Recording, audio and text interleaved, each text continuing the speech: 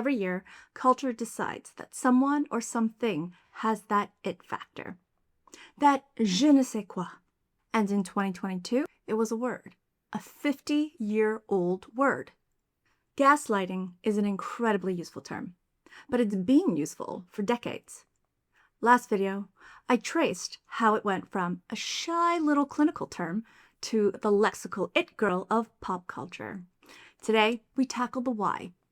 Why did this 50-year-old word hit so hard? Spoiler, it's not because she took off her glasses. I'm a professor and a social scientist who studies culture. If we think about the rise of gaslighting's popularity as its own cultural trend, then Sean Baumann's theory of legitimation gives us a nice way to think about what conditions and why. So by the time gaslighting came around as a concept, the welcome mat was already out. First, we need a cultural opening. This one word fits within a larger trend of developing our vocabulary of truthiness. Truthiness. Now, I'm sure some of the word police say, hey, that's not a word. I don't trust books. They're all fact, no heart. Truthiness actually did become a word. It was named Word of the Year by both the American Dialect Society and Merriam-Webster's Dictionary. Now, dictionaries choose words of the year with the intention that they capture something of the zeitgeist or our collective preoccupation. Already in 2005, we were starting to grapple with how truth and facts were being handled in more subjective or truthy ways. Our vocabulary for identifying different ways that information can be manipulated became only more sophisticated over time. In 2016, Oxford's word of the year was post-truth. Fake news by the American Dialect Society in 2017, then misinformation followed by gaslighting, and the stack continues to grow. And you can see how in 2022, when gaslighting was taken up, it was already riding this wave of terms. There was already a well-defined opportunity space for gaslighting to step into. At the same time, let's give credit where the credit's due, because it's my sense that gaslighting has really become the darling of this word group. And this is because it captures something that these other terms do not. The micro level, that's face-to-face, one-on-one interactions. No other word in the truthiness vocabulary touched that. A second component, gaslighting slid right in when it did so comfortably because it fit with prominent cultural beliefs already active in our society, specifically the premium we place on individualism. This refers to the value of being independent, self-reliant, and free to be exactly who you are, no matter what the group may think. Which sounds great, and is sometimes, but the flip side, as the sociologist Ulrich Beck pointed out, is that when we inevitably run into problems that are bigger than us, we're similarly expected to manage those as isolated individuals too. About once or twice a year, I come across a news item about how something I use innocuously in everyday life is, actually killing me. Consider what we eat.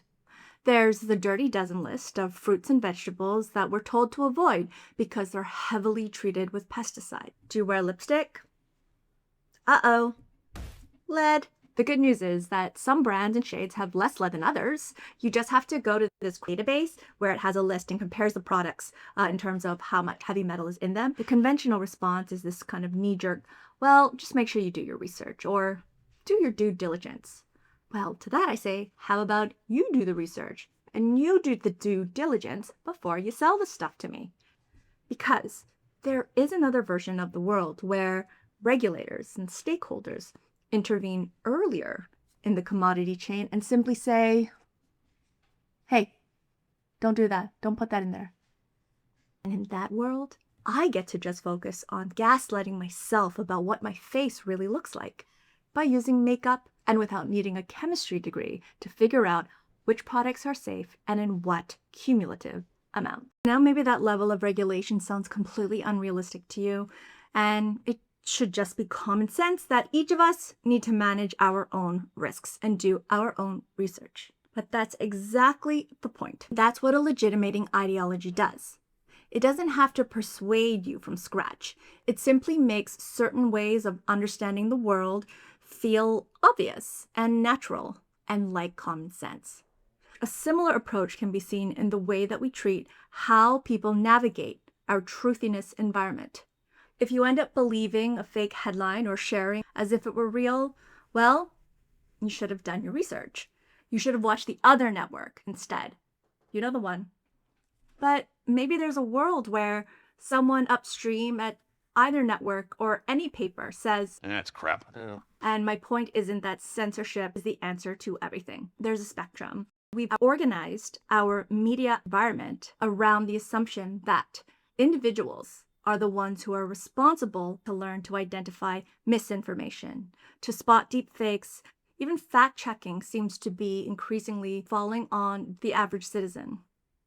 This sort of vigilance, once that becomes the default way of thinking about whose responsibility it is to navigate truth and untruth into mainstream culture, it's really only a short step to thinking about relationships in a similar way, which helps explain why Dr. Robin Stern's book resonated so widely. As you can see in the subtitle, the book promised to teach readers how to spot and survive hidden manipulation. That is a deeply individualist promise and solution to an interpersonal problem. The same cultural ideals that make it seem only common sense that you're the one who needs to check your lipstick for lead is the same ideologies that lead others to feel like they need to learn the signs and check their partner or their relationships for gaslighting. A final component, resources. In Baumann's work, this could refer to things like money, organizations, or people working to champion the legitimacy of a cultural form and keeps it alive and in circulation. Now, journalists using the term automatically lends a degree of legitimacy to the concept. In addition to our news media, our entertainment media amplify the term. Reality TV and social media show us interpersonal dynamics we've never had access to before.